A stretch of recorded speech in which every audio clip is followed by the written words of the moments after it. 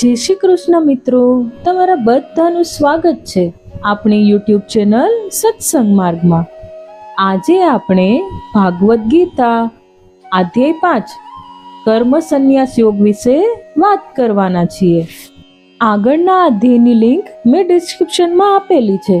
જો તમારે સાંભળવાના બાકી હોય તો જરૂરથી વિઝિટ કરજો અને મારી ચેનલ પર પહેલી વખત આવ્યા હોય તો સબસ્ક્રાઇબ કરી લેજો, જેથી કરીને 1 થી 18 અધ્યાય તમે એક સાથે મારી ચેનલ પર સાંભળી શકો।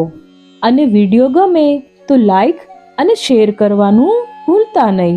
ધન્યવાદ। અધ્યાય 5 કર્મ સંન્યાસ યોગ। કર્મ સંન્યાસ યોગ એટલે વૈરાગ્યનો યોગ। આ અધ્યાય કર્મ સંન્યાસના માર્ગની તુલના કર્મયોગના માર્ગ સાથે કરે છે। શ્રી કૃષ્ણ કહે છે કે બંને માર્ગો સમાન લક્ષ્ય પ્રાપ્તિની દિશામાં દોરી જાય છે, છતાં કર્મોનો સંપૂર્ણ રીતે ત્યાગ ત્યાં સુધી થઈ શકતો નથી જ્યાં સુધી મન પૂર્ણતઃ શુદ્ધ ન હોય, અને મનનું શુદ્ધિકરણ ભક્તિયુક્ત કર્મ કરવાથી જ થાય છે। તેથી અધિકાંશ માનવ જાતિ માટે કર્મયોગ એ ઉચિત વિકલ્પ છે। કર્મયોગી તેમના દુન્યવી કર્તવ્યનું પાલન શુદ્ધિ બુદ્ધિથી તેમના કાર્યના પ્રત્યે આસક્તિનો ત્યાગ કરીને તેમજ તેમને ભગવાનને સમર્પિત કરીને કરે છે। આમ તેઓ જેમ કમળપત્ર જે જળમાં તે તરતું હોય છે તે જળથી અલિપ્ત રહે છે, તેમ પાપથી બિન પ્રભાવી રહે છે। જ્ઞાનના પ્રકાશથી તેઓ અનુભૂતિ કરે છે કે આ શરીર નવદારયુક્ત નગર સમાન છે જેમાં આત્મા નિવાસ કરે છે। તેથી તેઓ સ્વયંને ન તો પોતાના કર્મના કર્તા ગણે છે કે ન તો ભોગતા ગણે છે। તેઓ સામ્ય દ્રષ્ટિથી સંપન્ન થઈને બ્રાહ્મણ, ગાય, હાથી, શ્વાન અને શ્વાનનો આહાર કરનારને સમાન દ્રષ્ટિથી જોવે છે। આવા સાચા પુરુષ ભગવાનના પવિત્ર ગુણોનો વિકાસ કરે છે અને પરમ સત્યમાં સ્થિત થાય છે। સંસારી મનુષ્યો ઇન્દ્રિયજન્ય પદાર્થોથી ઉત્પન્ન થતા સુખોનું આસ્વાદન કરવા પ્રયાસ કરે છે।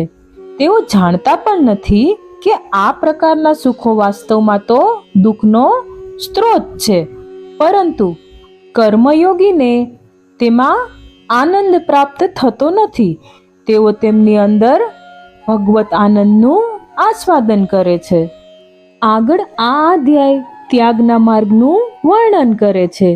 કર્મ સંન્યાસીઓ તેમની ઇન્દ્રિયો, મન અને બુદ્ધિને સંયમિત કરવા માટે તપાચાર્ય કરે છે। તેઓ બાહ્ય ભોગના સર્વ વિચારો બંધ કરી દે છે અને વાસના, ભય તથા ક્રોધથી મુક્ત થઈ જાય છે।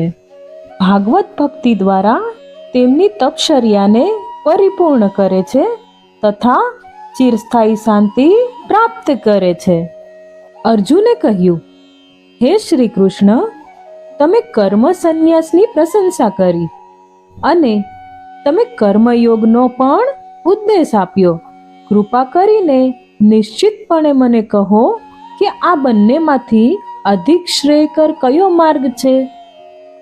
ત્યારે પૂર્ણ પુરુષોત્તમ ભગવાન બોલ્યા, કર્મ સંન્યાસ તેમજ કર્મયોગ આ બંને માર્ગ પરમ લક્ષ્ય તરફ દોરી જાય છે, પરંતુ કર્મ સંન્યાસ કરતા કર્મયોગ અધિક શ્રેષ્ઠ છે।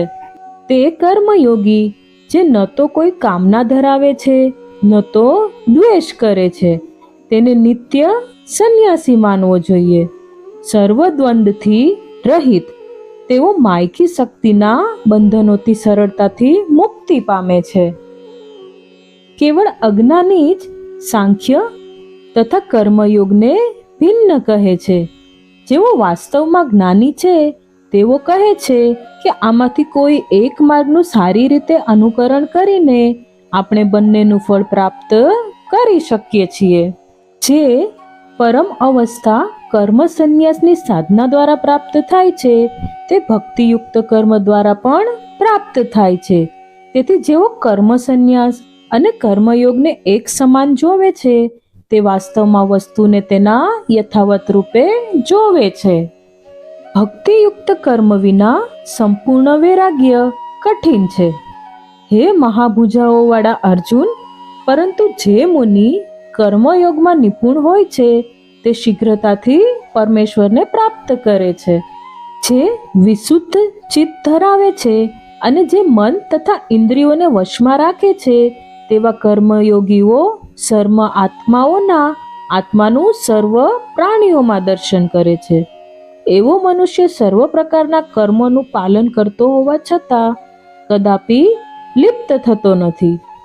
જેઓ કર્મયોગમાં અચળ હોય છે તેઓ જોતા, સાંભળતા, સ્પર્શ કરતા, સૂંઘતા, ભ્રમણ કરતા, સૂતા, શ્વાસ લેતા, બોલતા, વિસર્જન કરતા, ગ્રહણ કરતા તથા નેત્રોને બંધ કરતા અને ખોલતા સદા માને છે કે હું કરતા નથી. દિવ્ય જ્ઞાનના પ્રકાશ દ્વારા તેઓ જોઈ શકે છે કે આ તો કેવળ માયિક ઇન્દ્રિયો છે જે તેના વિષયોની વચ્ચે ભ્રમણ કરતી રહે છે.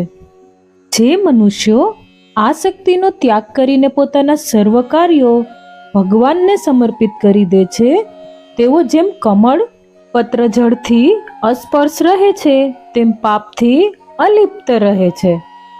યોગીજનો અનાસક્ત થઈને શરીર, મન, બુદ્ધિ તથા ઇન્દ્રિયો દ્વારા કેવળ આત્મશુદ્ધિના હેતુ માટે કર્મ કરે છે.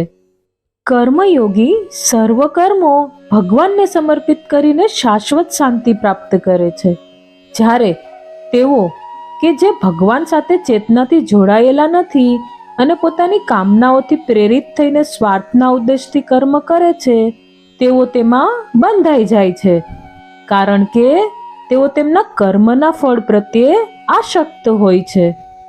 જે દેહધારી જીવાત્માઓ આત્મ સ્વયમી અને વિરક્ત હોય છે તેઓ સ્વયંને કર્તા કે કારક માનવાના વિચારનો પરિત્યાગ કરીને નવદ્વાર દ્વારા નગરમાં સુખપૂર્વક રહે છે. ન તો કર્તૃત્વ અભિમાન કે ન તો કર્મ કરવાની પ્રકૃતિ ભગવાનમાંથી પ્રાપ્ત થાય છે, ન તો તેઓ કર્મોના ફળનું સર્જન કરે છે. આ સર્વ માયિક પ્રકૃતિઓના ગુણો દ્વારા કાર્ય કરે છે. સર્વવ્યાપક ભગવાન કોઈના પાપમય કે પુણ્યશાળી કાર્યોમાં સ્વયંને સંમલિત કરતા નથી. જીવાત્માઓ મોહગ્રસ્ત થાય છે કારણ કે તેમનું આંતરિક જ્ઞાન અજ્ઞાનથી આવૃત હોય છે.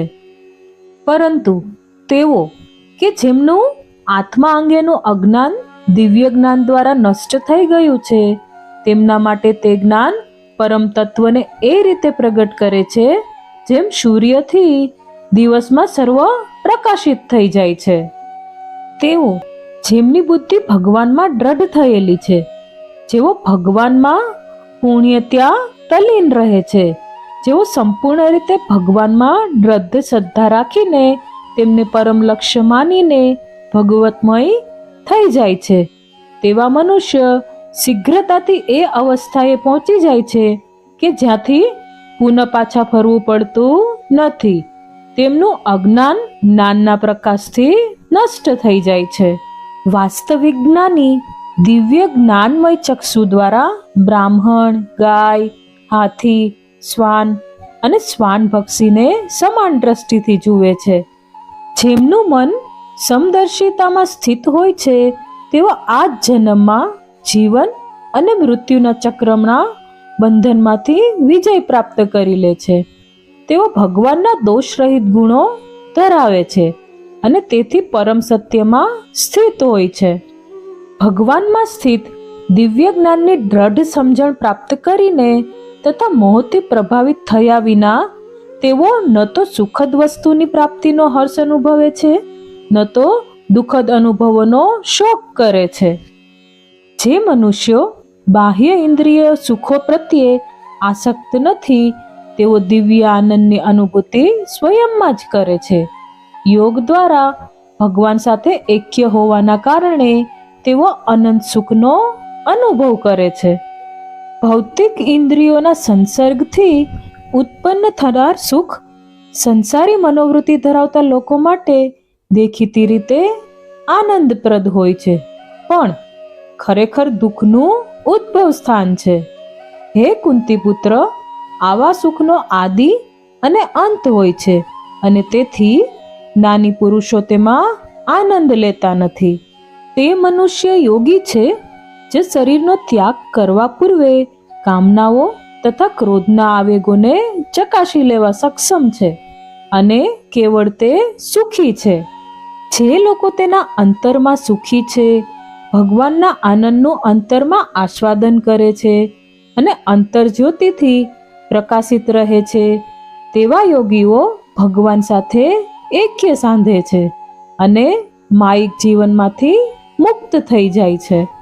તે પવિત્ર ઋષિઓ કે જેમના પાપ ધોવાઈ ગયા છે, જેમના સંશયો નાશ પામ્યા છે, તેમના મન અનુશાસિત છે અને જે સર્વ પ્રાણીઓના કલ્યાણ માટે સમર્પિત છે, તેઓ ભગવાનને પ્રાપ્ત કરે છે અને માયિક જીવનમાંથી મુક્ત થઈ જાય છે. જેમણે સતત પ્રયાસો દ્વારા ક્રોધ અને વાસના પર વિજય પ્રાપ્ત કર્યો છે, જેમણે તેમના મનને વશમાં કરી લીધું છે અને આત્મજ્ઞાની છે, તેવા સંન્યાસીઓ આલોક અને પરલોક બંનેમાં માયા શક્તિના બંધનથી મુક્ત થઈ જાય છે.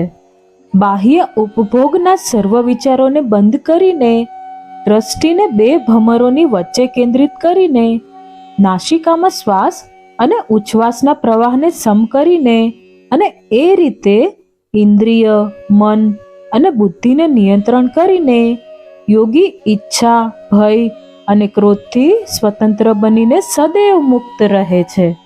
મને સર્વ યજ્ઞોના અને તપોના ભોગતા, સર્વ લોકોના પરમેશ્વર અને સર્વ જીવંત પ્રાણીઓના નિષ્કામ મિત્ર જાણીને મારા ભક્તો પરમ શાંતિ પ્રાપ્ત કરે છે. તો મિત્રો, આ હતો ભાગવદ ગીતા અધ્યાય 5 કર્મ સંન્યાસ યોગ એટલે કે વૈરાગ્યનો યોગ. હું આશા કરું છું કે વિડીયો તમને પસંદ આવ્યો હશે. પસંદ આવ્યો હોય તો લાઈક કરજો, વધુમાં વધુ શેર કરજો અને મારી ચેનલ પર નવા હોય તો સબસ્ક્રાઈબ કરી લેજો. હવે પછીના નેક્સ્ટ વિડીયોમાં આપણે અધ્યાય 6 વિશે વાત કરીશું. મને સાંભળવા માટે આપ સૌના ધન્યવાદ. બોલો જય શ્રી કૃષ્ણ.